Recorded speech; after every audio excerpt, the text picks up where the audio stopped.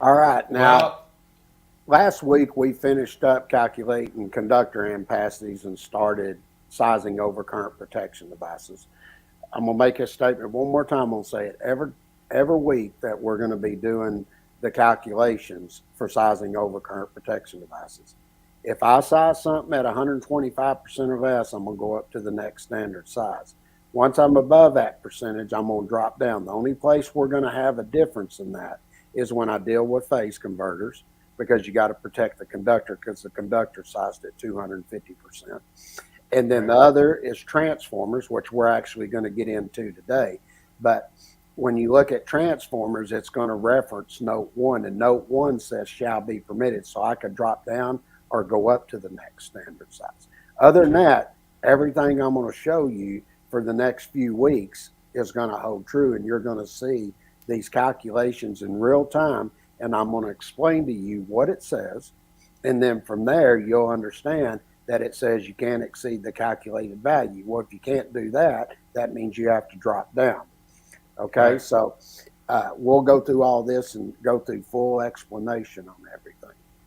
I was All right. actually going to jump in and say everyone should have done their homework last week, but go back to our last episode and check out what the homework is, and then this episode will make sense. So, Sure. Now, this is a good one. We started off with 240.4, and this just getting you started. Now, you have a continuous load. You look at Article 100. It tells you if it operates for 3 hours or more, take it at 125%. So we gave you some known values. It's 23.5 amps. It's a continuous load. So you take the 23.5 amps at 125%. That gives you 29.375 amps. And then if I look at my terminal ratings based on 110.14 C1A, you could be at 60 or 75 degrees C. More than likely with the new equipment, it's going to be 75 degrees C terminal terminations for sizing the conductor. Here we're just doing the breaker. Okay. So if I look at table 240.6A, the next standard size above 29.375 amps is a 30 amp overcurrent device. Now, that should be pretty easy for everybody to follow. If I look at 210.19A1A and 210.20A, the same rules apply there. 210.19A1A is for the branch circuit conductors, 210.20A is for the overcurrent device. But you still take everything at 125%. For continuous loads, non continuous, you take it 100%. Okay, so it's just matching up. Then, if I go a little bit higher here, uh, you're getting above uh, when in this particular one, I'm going to get at 112.5 amps. So that's going to put me in terminations 110.14 C1B. So I have a 90 amp load at continuous duty. So I'm going to take it at 125%. So that 90 amps is multiplied by 125. That gives me 112.5 amps.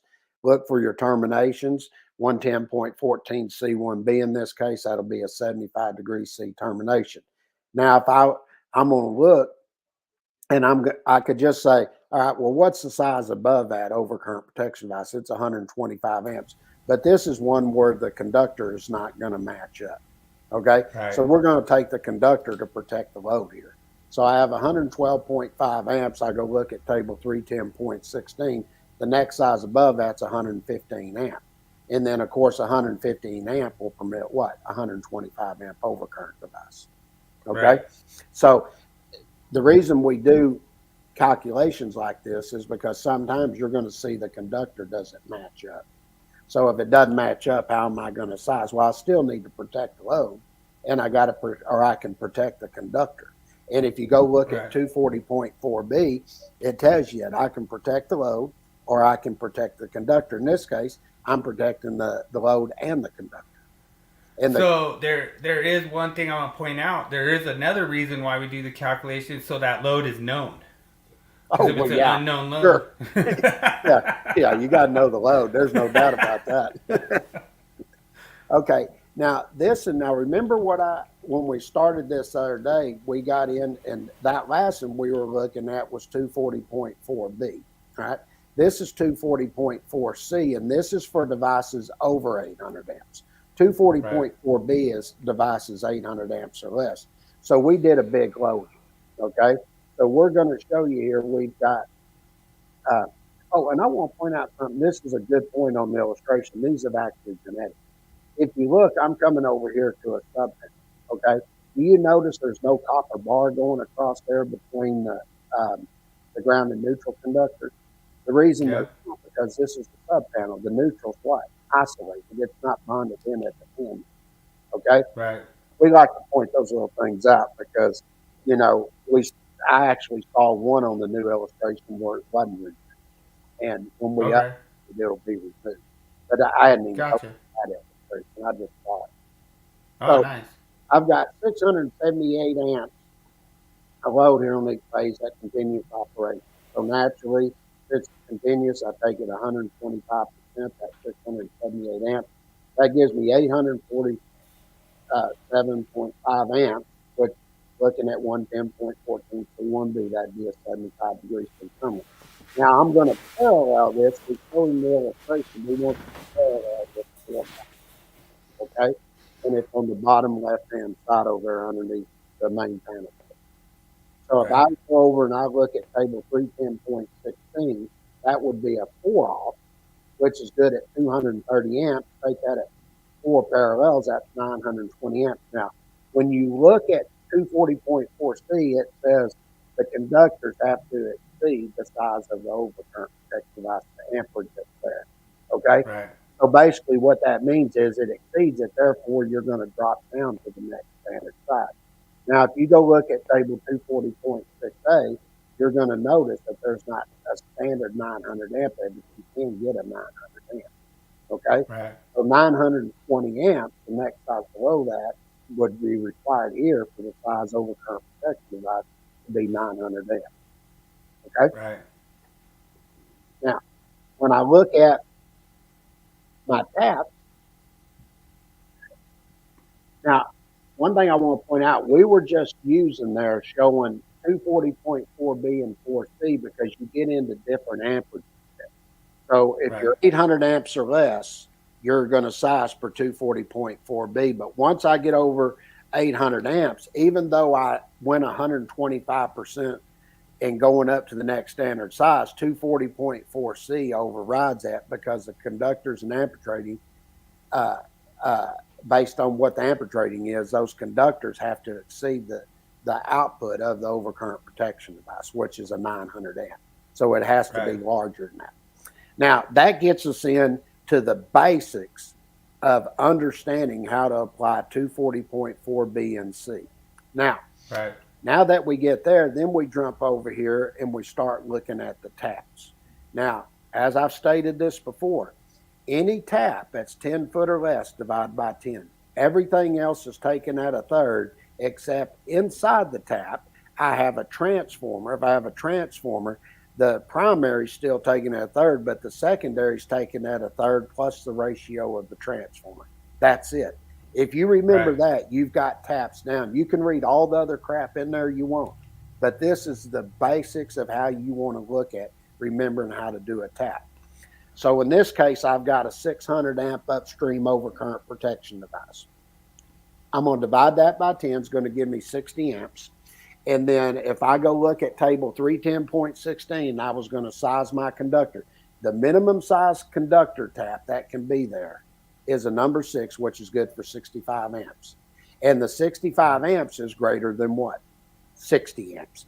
Therefore, at a minimum, on that minimum side, I have to have a 60 amp overcurrent protection device with number 6 conductors. So, question for you. And I can see everyone's liking your thumb rolls. We already had a like roll in, so don't forget to smash the likes and subscribe to the channel. But does that have to be fused at 60 amps, or in the tap roll, can you use that primary overcurrent of a 600? Yeah, I'm going down. I'm showing going to the panel board down there. That's 60 amp at a minimum. More than likely, what's there, they're probably putting a 200 amp there. Now I can go 200, 400, 500, but once I get to 600, it's no longer a tap. Gotcha. Okay? All we're showing here, that is the minimum size. It has to be at least 60 amp. Okay. So it doesn't have anything to do with the secondary overcurrent device. It has to do with the conductor size to that. That's right. Because you're Okay. sizing what is the minimum size tap coming down. Gotcha. Okay. Okay. And the same Cool. thing here. This is minimum size tap, but this is 24021B2, and this is where you have a tap from 10 to 25 foot. Now I said anything over 10 foot, I take it what? A third. So I take Yep. 600 amps at a third, 200 amps. That will require me to have a 3-aught conductor, which matches up with a 200 amp overcurrent device. So the very minimum for a 10 to 25 foot tap is what? 200 amps. But if I come Right. over here and I do a 10 foot, the minimum is 60. Gotcha. See that? And it's the same Yeah. overcurrent device. It just depends on how long the tap is. Now, if I come over here, I'm doing one. This is where I have a transformer in the tap. Okay. Uh-huh. So we automatically know we already got the upstream already set. So I need to figure out what is the minimum size connection for the secondary. Well, I need to get the ratio of the transformer. So I'm going to take 480 volts and divide 208 into it. And of course, you take it at a third. And what is the upstream overcurrent device? 250 amps. So you're going to get that ratio, then multiply it by a third and multiply it by 250 amps. That's going to give you 192 amps. So on the minimum side of that tap, 25-foot tap that's there, I would need at least 3-aught conductors and a 200 amp overcurrent device. And trust me, if I go up to 250 amps, guess what? It's no longer a tap. Right. Okay. So we like to point those things out. Now, what if I go up to 100 foot? Same calculation. I take it at what? A third. Okay. So I've got a 350 amp upstream, take it a third, gives me 116.7 amps. That's a number one at table 310.16, the 75 C column, which is good for 130 amps. So the next size, now you could look at this. This is an option here. We're going to protect the conductors here at 150 amps, but could I put 130 amps there for number one and just protect the load with 125 amps? Sure, I could. Yeah. Because I'm protecting the load. You see there? We're giving you options here of what to look at. But in this case, we're just telling you what is the minimum size tap. Okay? And we're telling you it's a number one, so we're going to protect that tap at 150 amps. So where does it come in? Like, so you're saying up to 100 foot. So when those conductors are routed outside the building, then they have unlimited length, right? Yeah, we're gonna get into that because what's going to happen is they're not. This is usually going to be inside. You're not going to do this outside. Where you're talking about, you're going out and you're hitting a transformer and you've got secondary conductors. That's no longer a tap. So here's a good example of it. See, because now you're going to get into 240.21C. And see, a while back, and I forget what cycle it was, but they come in and they relayed out 240.21 and put B and C in there. And they wanted to make it absolutely clear because terminology we used to use back then, we used to say, well, if you come from the secondary side of that transformer, they would say just tap the secondary side of that transformer. That really wasn't a tap. Okay. Right. But a lot of people applied tap rules because people would say we're going to tap it. And so they came in and fixed this in the code. So that terminology would be cleared up. So 240.21B's tap, C is transformer secondary connections. So and if you remember, when we first started this, if you went over and you looked at, we did just the basic calculations and determined in amperages, and we did KVA. Well, we just gave you examples and said, just take the KVA at 1,000 and then take the secondary voltage, multiply or divide that into it, and that'll give you the amperage, and you've got it sized at that point. Okay. What do you mean? What do you mean when we first started? We first started 2 years ago, baby. Tonight, so yeah, tonight marks 2 years that we started this, and the reason we know it because it's right at the ski trip. Yeah, that's how we know it. It sure was. That was awesome. So look at this. You got a 200 kVA transformer. Multiply that by 1,000, put it in VA form. Then my secondary is 208 volt three phase. So that would take the 1.732 for three phase. That's going to give you 360. Divide that into it, gives you 555.5 amps. Then I go to table 240.6A, and the next size I would drop down in this case because I'm coming off secondary side of the transformer, and that would be a 500 amp overcurrent device. Pretty simple. Right. All right. Yep. Now, here's another one. This is 2-wire to 2-wire. I'm just verifying here that 100 amp on the secondary side works. So I would take the 120 volt secondary and divide the 240 volts in it, time the 100 amps. So what would my primary upstream overcurrent protection device required to be? It's a 50 amp. And if you look there, we're just showing you how do you do a 2-wire. Well, this is how you do it. This is how you verify that the upstream overcurrent device is large enough for the secondary side overcurrent protection device. Okay? Right. And then if I look here, 3-wire to 3-wire, same exact calculation. I just want to verify that the secondary, I've got 420 amps of conductors there that's feeding a 400 amp overcurrent protection device. How do I verify the size of the upstream primary overcurrent protection device? You do the same thing. You divide the 480 volt primary into the 240 volt secondary, take that conductor amperage at 420 amps, that gives me 210. The next size below that matches up for my primary overcurrent device is 200 amp. I don't know, man. It seems like that conductor amp has to be a 420 is a little suspect. It might be a little plant, so I don't know. Go look at it. All right. Now that's where we stopped last week. Now what we're going to get into is looking at transformers and sizing the overcurrent protection device and doing it based on percentages here. Now, the thing you want to look at, when you go over in this particular one, we're going to be looking at table 450.3A. And when you pick that table up there, you're going to have different types, circuit breakers, fuses, and all that. And then on the left side, you're based on your impedance. If there isn't an impedance given, then there won't be an impedance showed there, but you'll have supervised and non-supervised locations. Okay? Gotcha. So in this case, I'm looking at a primary side with a 2,000 kVA transformer. It's 3-phase voltage supply of 12,470 volts, and it's in a supervised location. Now, a lot of people look and go, wow, that's a big voltage. It's not. You just apply the exact same formula like we did before. You got a 2,000 kVA transformer, time 1,000, put it in VA form, and then it's 3-phase, so you'll take the 12,470 volts time 1.732.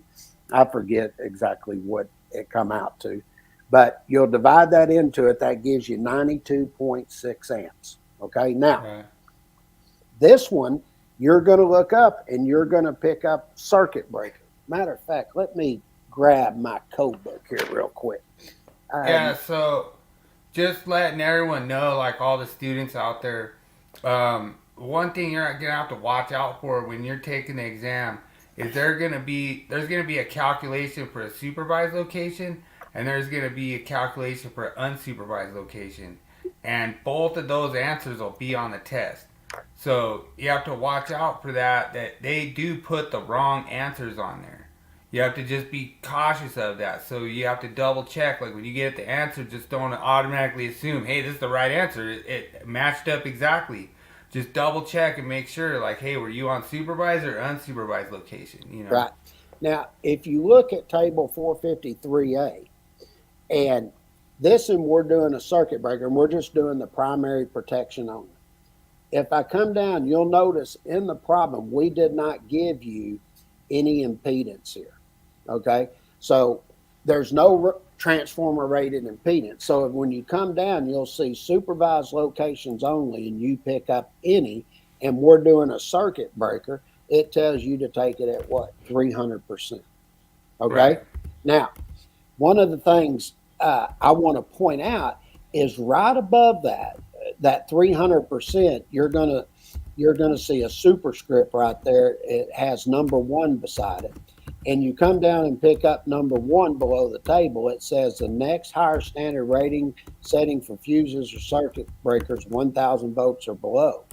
Okay, now what it's saying here is right before I get to that, above it says where the required fuse rating or circuit breaker setting does not correspond to a standard rating or setting, a higher rating or setting that does not exceed the following shall be permitted. That's your key there, shall be permitted. So it's telling me here I can go up to the next standard size, or I could have done what? Go down to the next standard size, because it's telling me shall be permitted. So I take the 92.6 amps times 300%. That gives me 277.8 amps. And I'll just say I'm going to use note 1, and I'm just going to go up to the next standard size, which is 300 amp. But could have I gone down to a 250? Sure. Yeah. Because I have the option there. It says shall be permitted. But what most engineering firms and testing will do, they'll have you go up to the next standard size on this. Okay? And then when you come over and look at this, here's a calculation. I've got a 1,000 kVA transformer. The voltage is 12,470 volts, 3-phase. Now, let's look there. Does it say anything about any impedance there? No, see, we're not showing you an impedance. So, and we're actually coming in and we're sizing 2 different types here. You're going to do one with a circuit breaker and one with the time delay fuses. Well, if I look at that, the circuit breaker is 300% in this one because I don't have an impedance. And then if I do the fuse rating for the primary only, it's 250%. Okay? So what I'm trying to tell people, get familiar with the table and look at what we're showing you here. And if you just follow this and realize there was no impedance given, so I'm in any location, it's a supervised location, and I'm sizing the primary only. Here's how I go about doing these percentages. Okay? Now let's look at the next one. This one here, oh, look, now I have an impedance, but I'm doing it in a non-supervised location. And if I look, the primary is 4160. Okay? So I'm going to take here and I'm going to do the same exact calculation. I got to determine the full load current. So I'll take the 400 kVA times 1,000, and then my primary voltage was 4160 at 3-phase. So I'll take that at 1.732, divide that into it. That gives me 55.5 amps. Now, let's look at this. If I look at you're going to see it'll say any location. That's basically non-supervised. Okay? Okay. And I look at my percentage, it's 5.9. You're going to see the rated impedance where it says not more than 6%. Okay.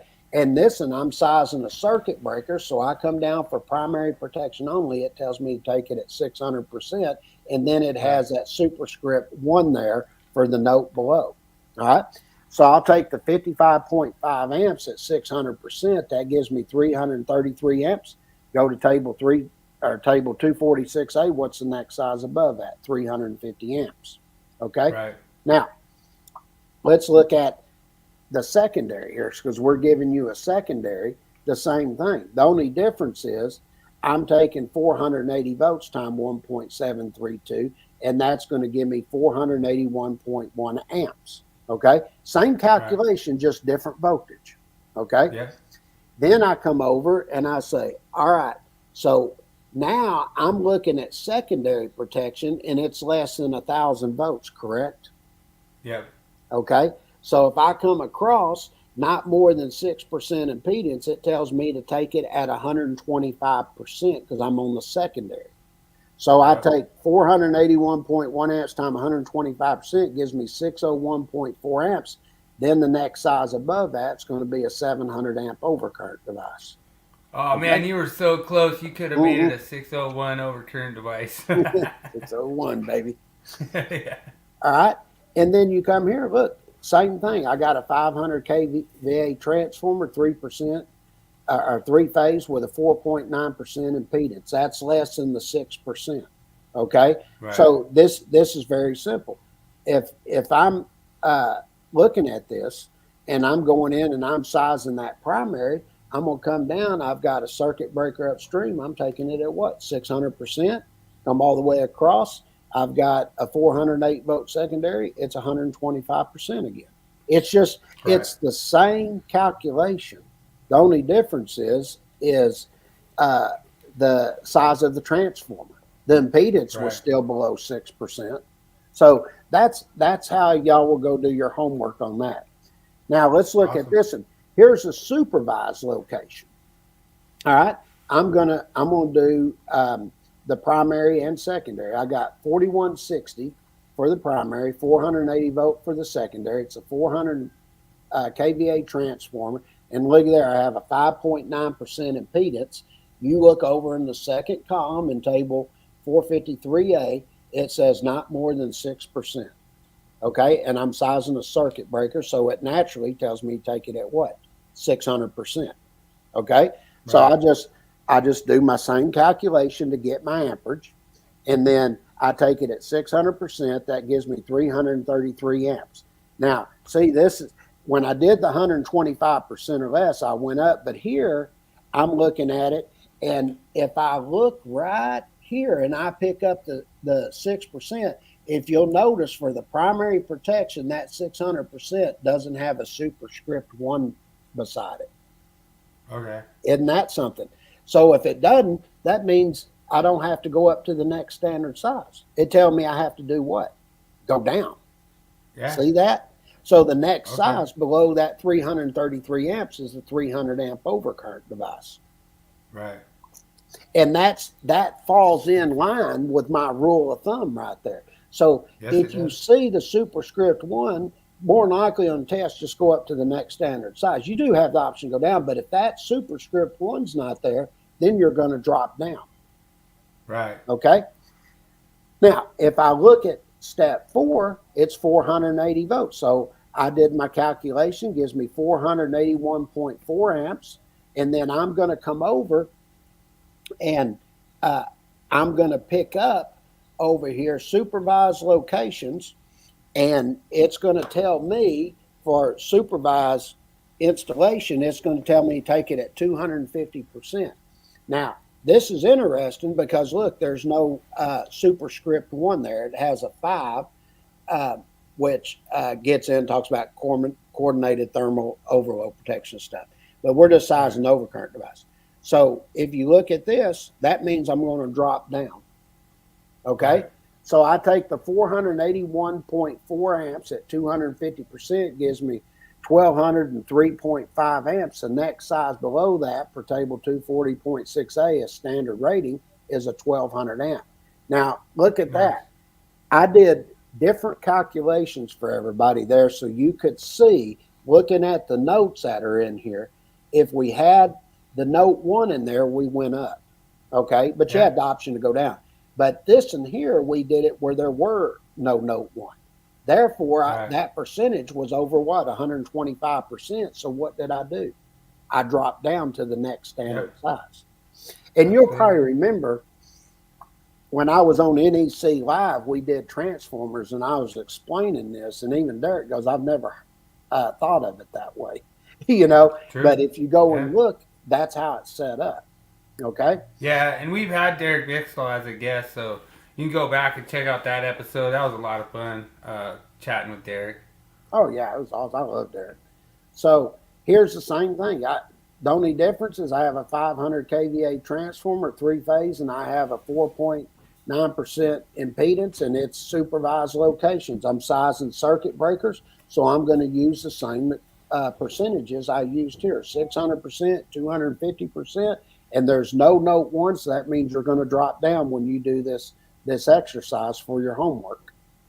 Right. Okay. Now, here is where we're going to get in to lower voltages here.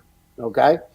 So if I come in and I look at this, and I've got a 240 volt primary and 120 volt secondary, something more people are familiar with. We got a 25 kVA transformer. So you got your primary 25 2,000 divided by 240 gives you 104 amps. And if I go look at table 450.3b, we're in a different table now, okay? Right. And you come over and you pick this up, and this particular one, we're doing primary protection only here, okay? So if I look, it'll say primary protection only. It says current of 9 amps or more. It says take it at 125%, and it has that superscript 1 right there. So you take 104 amps, 125% gives me 130 amps. It's got the note 1 there. You'll see it in step 3. We're telling you to look at that. Go up to the next size for table 240.6a. The next standard size above that's 150 amps. Pretty simple. Okay? Yeah. Here's your homework right here. You got a 50 kVA transformer. Okay? And what is your primary voltage? 480 volt 3-phase. Okay? And you'll divide that into it, get your amperage, and then since I'm doing primary protection only here, I'm going to take it at what? 125%, and then size your overcurrent device. All right? Yep. Now, here's one. I'm showing a 2-wire primary to 2-wire secondary 2 kVA transformer. Okay? Now, if I look and I'm looking at the primary protection only here, and I come over and I've got a current that's less than 9 amperes. Let's see here.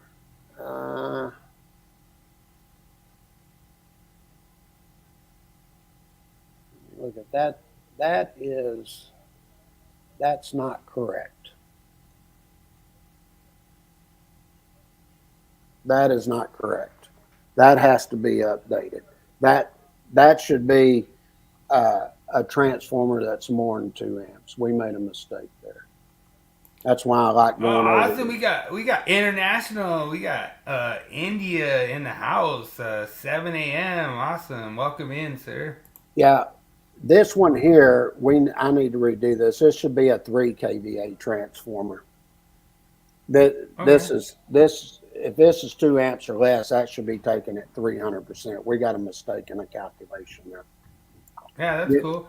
And we're doing this to kind of iron out the bugs too. That's why I appreciate it, James. And just hold on a second. Make sure I'm writing this down that I need to fix this illustration. Make sure you don't forget to subscribe to the channel and hit the like button because we're learning on the fly here. Yeah, that's one I just missed. I missed that. It wasn't even that. I missed that because I updated all of this and I missed it. Well, when you're going through all this, that's why sometimes you might miss something. That should be a 3 kVA transformer. Did you say you did blame Dad? Let's see. Or you didn't? No, this is my mistake. That should be 3 kVA. But we'll go ahead and do the calculation. You would have 2,000 divided by 480 gives you 4.17 amps. What I want to point out here is if you notice the percentage is above 125%. So I have 167, that gives me 6.96 amps. So I can't exceed because I'm over 125%. I'm going to drop down to the next standard size, which would be a 6 amp overcurrent protection device. Okay. So yeah, see this one here is a 3 kVA. This illustration will come out right. I need to change that to maybe a 4 kVA. That's just something I missed. Damn it. I hate when I make a mistake. But this one here, you got a 3 kVA transformer. You're going to divide it by 480, get your amperage, and you're going to take it 167. Remember, you're over that 125% threshold at 167. So once you do the calculation, you're going to drop down to the next standard size. Okay. And then here is a transformer that's less than 2 amps. And this one, we have a 480 volt single phase 2-wire primary, 2-wire secondary, and it's 0.7 kVA transformer. Now, when you go over and pick this up and you look in table 450.3b, it's going to tell you to take that at 300%. Now, you'll remember we did this the other day, and I made reference to this when we were showing in 430.72C4, and I was showing the conductor and sizing the overcurrent device. And if it was in free air, we looked at table 310.17. It's inside. Dude, I never see anybody do that before. Like, that was the first I ever heard of that. It was really cool. Yeah.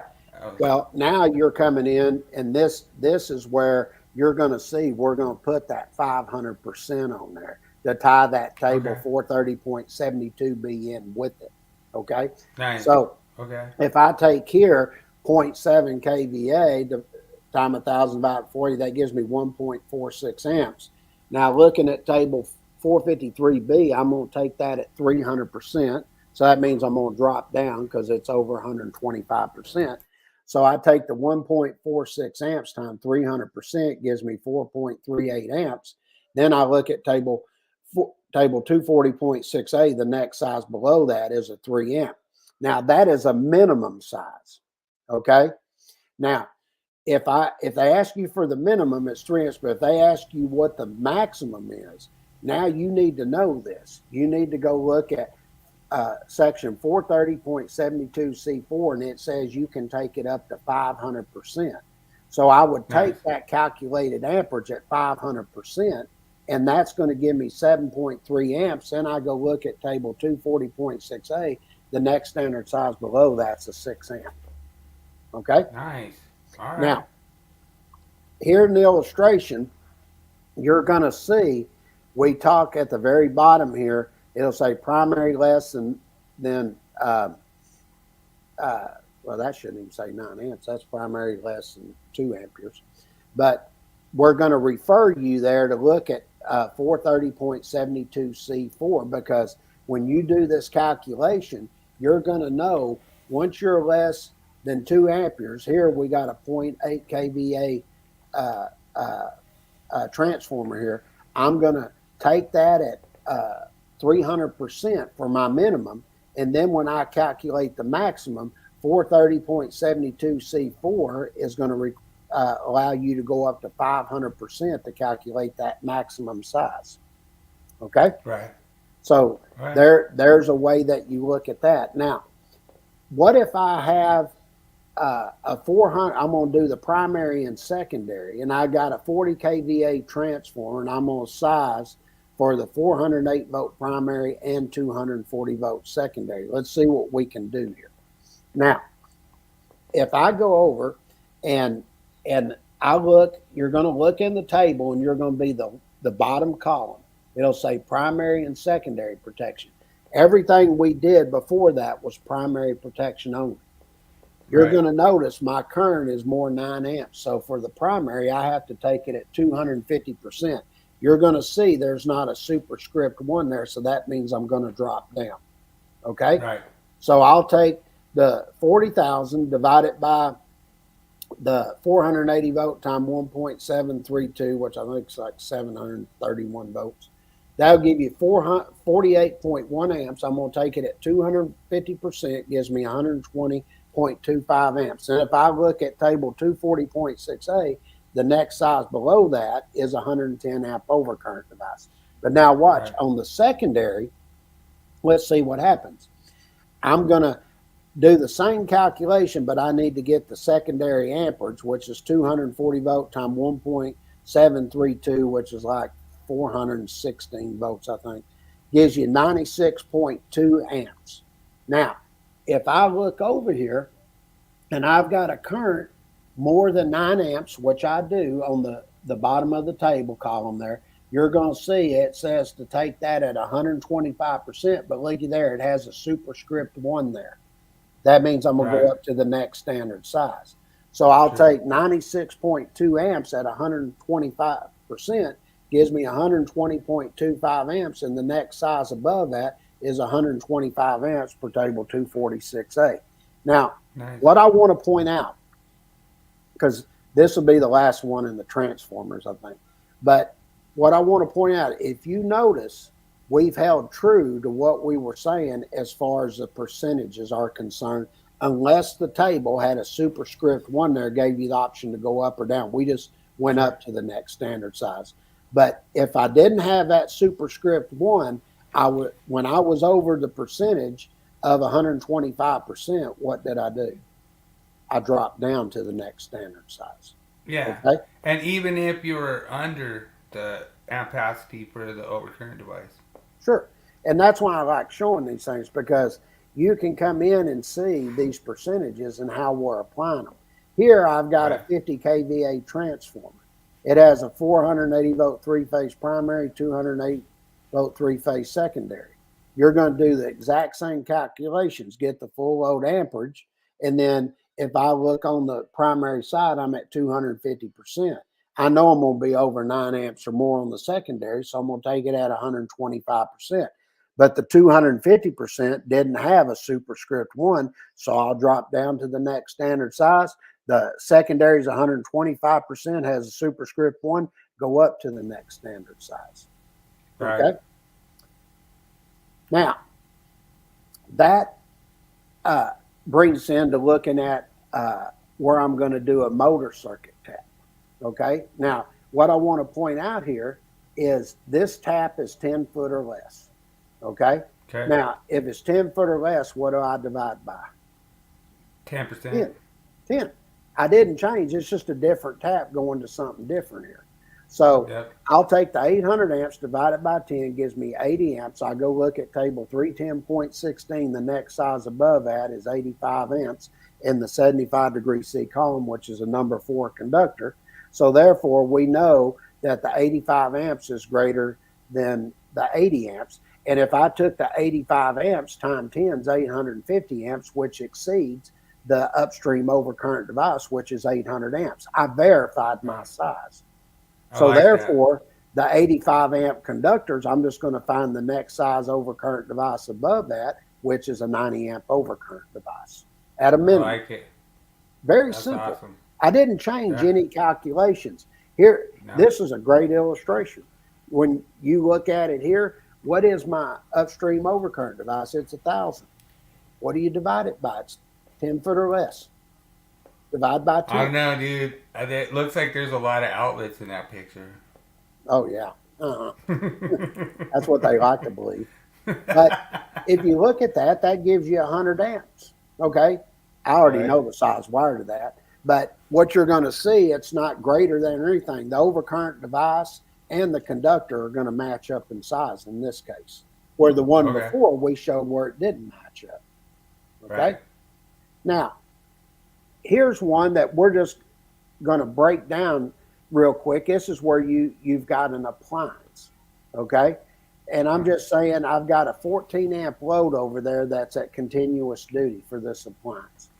Well, you'll take, if you go look at 422.10A and tie that in with 210.19A1, that's where I get my 125% for the branch circuit.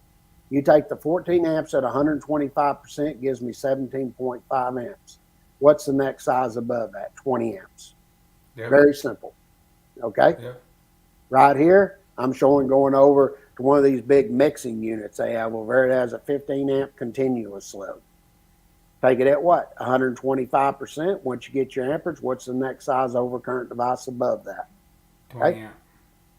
All this is very, very simple to follow. And I'm going to stop right there because next week we're going to get in and we're going to start looking at motors. Okay? Now, one of the things I want to point out, I'm just going to give everybody a heads up here. When you go over and look at 240.4G, okay, you're going to go over and it's going to say in there specific conductor applications. Okay? Why is it saying that? Because you're going to be getting into higher percentages, okay? Sure. And what you're going to find out when you get over here and you look at this stuff, as an example, if you go over and you look at 430.52C1, okay? Now, when you look at that section, what does that section exactly say? And I always like to point this out because... Is that maximum size? Well, I'm about to explain all this. Now, it's going to say, in accordance with table 430.52C, if you're in the the 2023, it'll say C1. Okay. Or actually, the table's 430.52 in the 2020. Now it's going to say C1 in the 2023. But when you go over there, this is what it says. A protected device that has a rating or setting. Now listen to what this says. Not exceeding the value calculated. Now, if you can't exceed the value calculated, what does that mean? You drop down to the next standard size. Now, I want to point something out, and this is an argument I've been having with Jeremy and a few of them over there. Because when you go look at table 430.52C1, it says maximum. Okay? But that is the maximum percentage for that table to determine a starting point. So we're determining a starting point, which in our publications we call the minimum size. And then you can go up to the next size.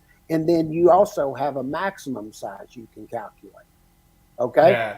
And just to let everyone know, you can go lower than that minimum size as long as the motor starts.